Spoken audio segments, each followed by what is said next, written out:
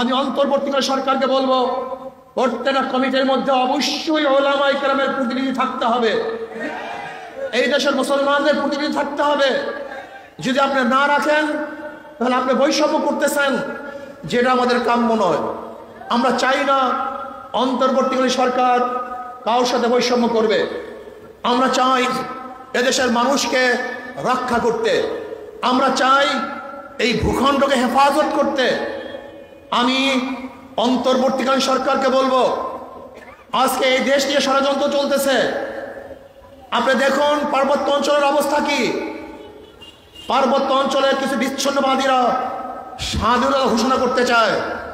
আমি সরকারকে বলবো, কঠোর হস্তে তাদেরকে দমন করুন, কঠোর হস্তে নিয়ন্ত্রণ করুন। যদি প্রয়োজন হয় আপনি ডাক দেন, বাংলাদেশের প্রত্যেকটা নাগরিক ঝাঁপিয়ে পড়বে, বাংলাদেশের প্রত্যেকটা ইঞ্চিকে রক্ষা করার জন্য জীবন দিয়ে দিবে, তারা রক্ত দিবে।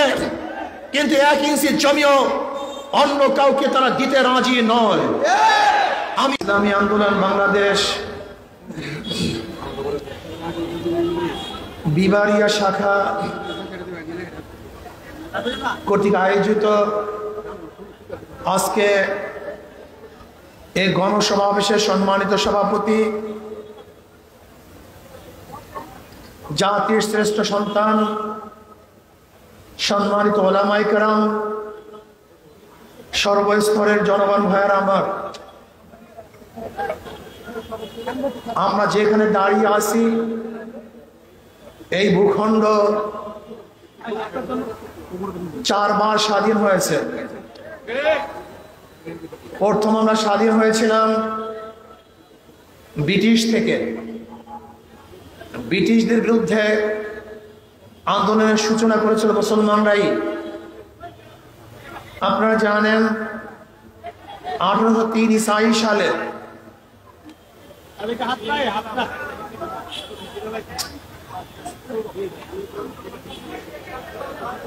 1803 ঈসাই সালে যখন ব্রিটিশ, কথা বন্ধ করে বাস আপনি শোনেন, কথা শোনেন, মিডিয়াকে কাজ করতে দেন।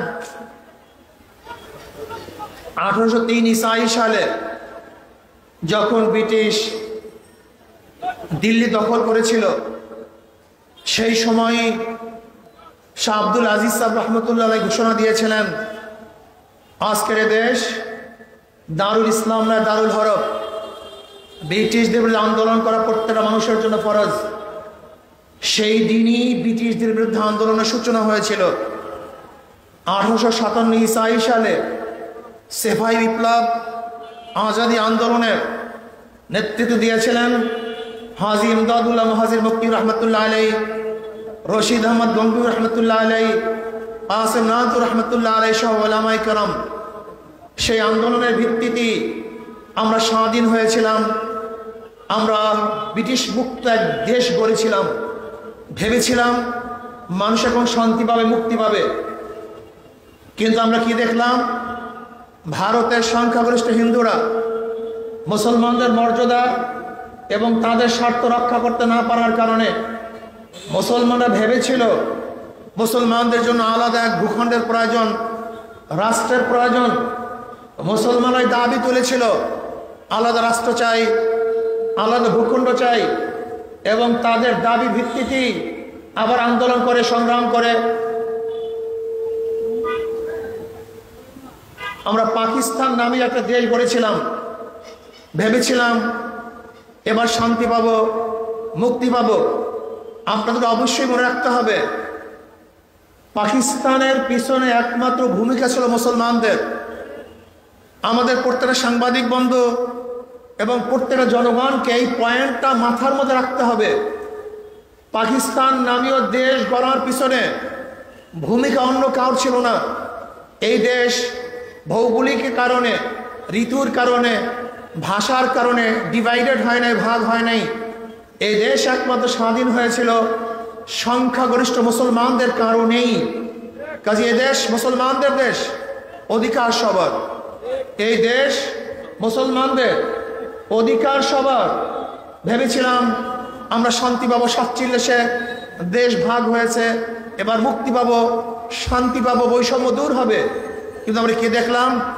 পাকিস্তানের দুইটা অংশ, পশ্চিম পাকিস্তান, পূর্ব পাকিস্তান, কিন্তু পশ্চিমারা আমাদের সাথে বৈষম্য করতেছে, আমাদের অধিকার দেয় না, বাকশতের অধিকার নাই, ক্ষমতার অধিকার নাই, অন্ন বস্ত্রের অধিকার নাই।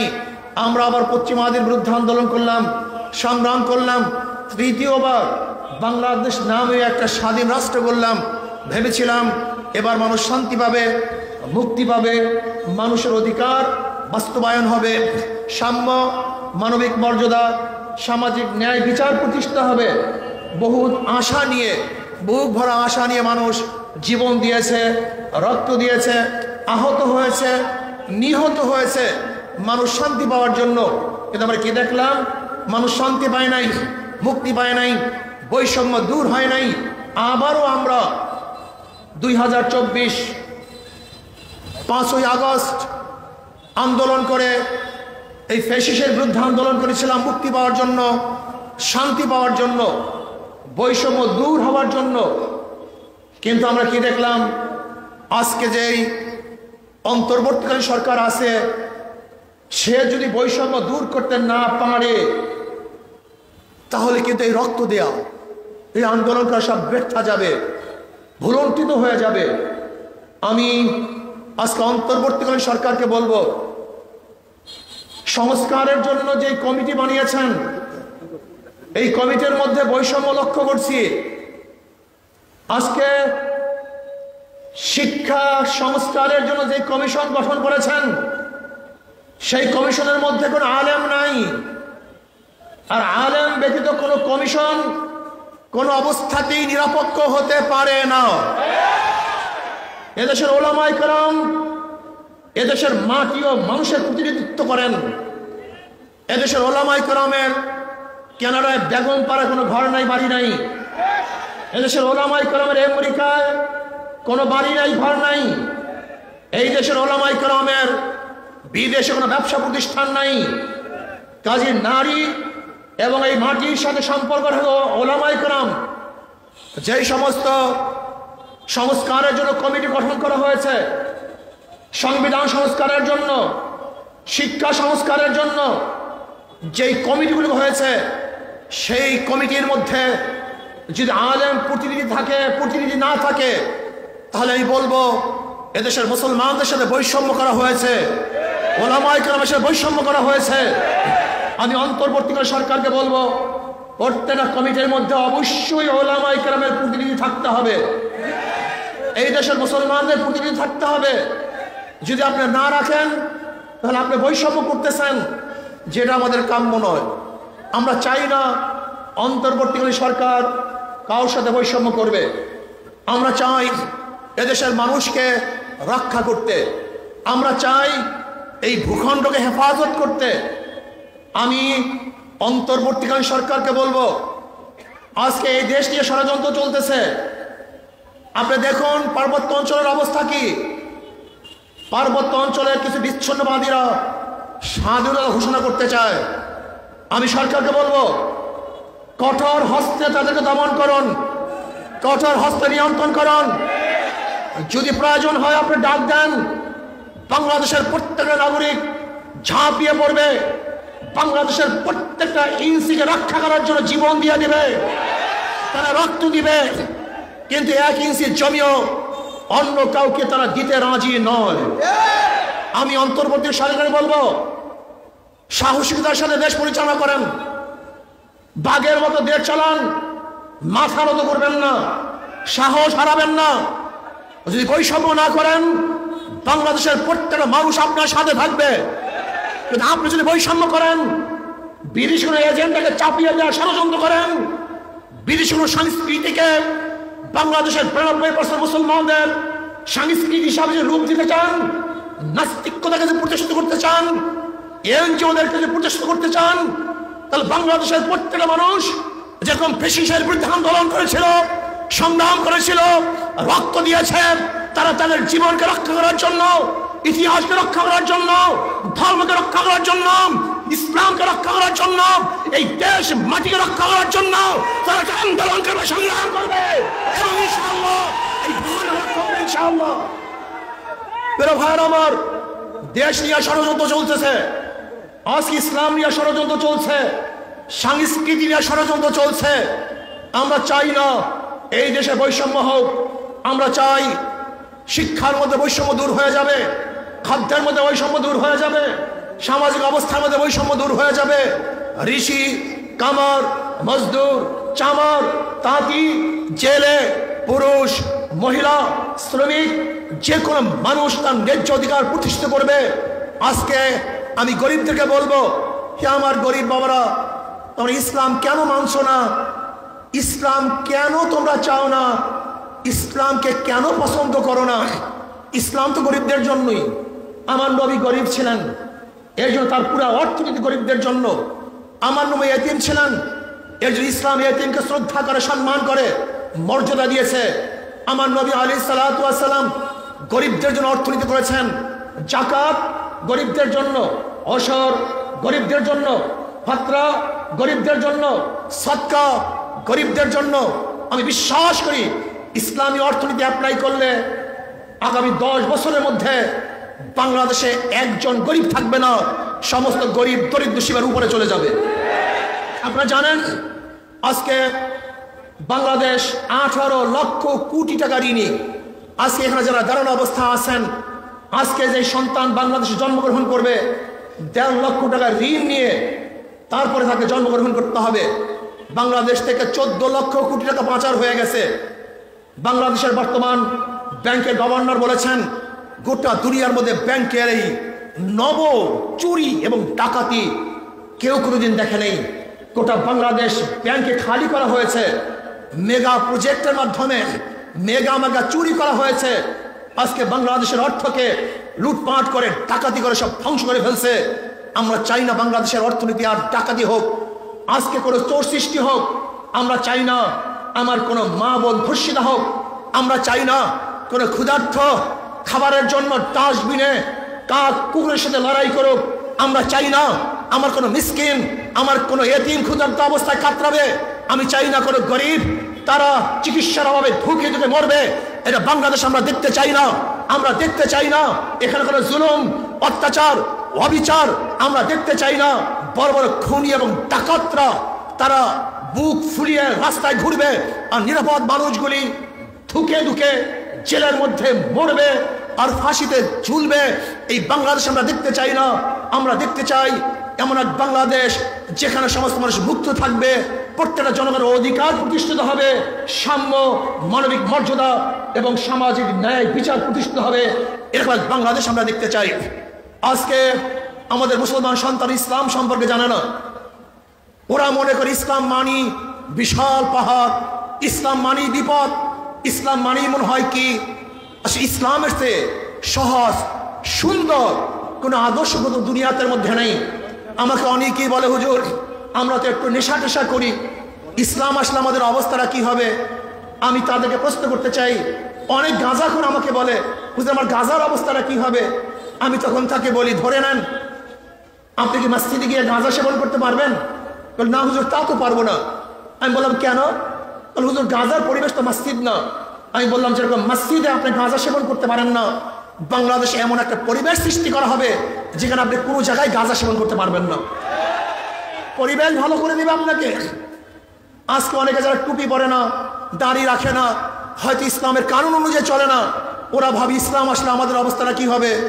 তোমার অবস্থা কিছু হবে না, তুমি অনেক ভালো হবা, আদর্শবান হবা, নীতিবান হবা, চরিত্রবান হবা, আবরারকে হত্যা করবা না, জাহাঙ্গীরনগরে 100 ধর্ষণের পরে তুমি সেঞ্চুরি পালন করবা না, তুমি জগন্নাথ ইউনিভার্সিটির সামনে বিশ্বজিৎকে হত্যা করবা না, তুমি এক ছাত্রলীগের সভাপতি হয়ে 2000 কোটি টাকা বিদেশে পাচার করবা না। তুমি তোমার অবস্থাটা কি হবে? অবৈধ অস্ত্র তোমার হাতে উঠবে না, তোমার হাতের মধ্যে খুঁড়ে রক্ত থাকবে না, তোমার হাতের মধ্যে জুলুমের কোনো অবস্থা থাকবে না। তুমি হবা না চরিত্রহীন, তুমি হবা চরিত্রওয়ালা, তুমি এক ফেরেশতা তুল্য মানুষ হয়ে যাবা। তোমার দ্বারা এই দেশ গড়া হবে, এই বাংলাদেশ গড়া হবে, সমাজ গড়া হবে, তোমার দ্বারা গোটা দুনিয়া বিনির্মিত হবে। তুমি সেরকম মানুষে পরিণত হয়ে যাবা। কাজে তোমার সমস্যা কোথায়? তুমি কেন ইসলাম পছন্দ করো না? আজকে আসুন 5ই আগস্টের পরে যেই দুর্নীতির বিরুদ্ধে আন্দোলন করেছিলাম, চাঁদার বিরুদ্ধে আন্দোলন করেছিলাম, সংগ্রাম করেছিলাম, নিজের জীবনের মায়াকে ত্যাগ করে রাস্তায় ঝাঁপিয়ে পড়েছিলাম। যদি আজকেও সেই চাঁদাবাজি হয়, দুর্নীতি হয়, ডাকাতি হয়, জুলুম হয়, অত্যাচার হয়, অবিচার হয়, আজকেও যদি তোফাজ্জলকে ইউনিভার্সিটির মধ্যে অবৈধভাবে হত্যা করা হয়, আজকেও যদি আমার মাকে ধর্ষণ করা হয়, তাহলে আন্দোলন সাকসেস হয় নাই, ব্যর্থ হয়েছে। আমরা চাই না বাংলাদেশের মাস্তানদের কোনো চাঁদাবাজকে দেখতে, আমরা চাই না কোনো গুন্ডাকে দেখতে, আমরা চাই না বাংলাদেশের মাস্তানদের কোনো দুর্নীতিবাজকে দেখতে। আমরা চাই বাংলাদেশে এমন শাসক হবে যে গরিবের বন্ধু হবে, মিসকিনদের আপন হবে, শ্রমিকদের অধিকার ফিরিয়ে দিবে, যেখানে অর্থনীতির ভারসাম্যতা রক্ষা করবে, প্রত্যেকটা ক্ষুধার্ত মানুষকে খুঁজে খুঁজে ক্ষুধা নিবারণ করবে, বস্ত্রহীনকে রাস্তায় গিয়ে গিয়ে বস্ত্র পরিধান করার চেষ্টা করবে। আমরা চাই এরকম বাংলাদেশ, যে বাংলাদেশের বুকের মধ্যে খোলা আকাশের নিচে আমার কোনো ছেলেরা ঘুমাবে না, কোনো মেয়েরা থাকবে না। বাংলাদেশের প্রত্যেক নাগরিক তারা ছাদের নিচে ঘুমাবে, তারা সুন্দর বস্ত্র পরিধান করবে, তারা খাবে, দুমুঠো খেয়ে তারা আল্লাহ শুকরিয়া আদায় করবে, তারা শিক্ষিত হয়ে যাবে, আদর্শবান হয়ে যাবে, নীতিবান হয়ে যাবে, চরিত্রবান হয়ে যাবে, সবাই দরিদ্র সীমার উপরে চলে যাবে। এরকম একটা বাংলাদেশ আমরা দেখতে চাই।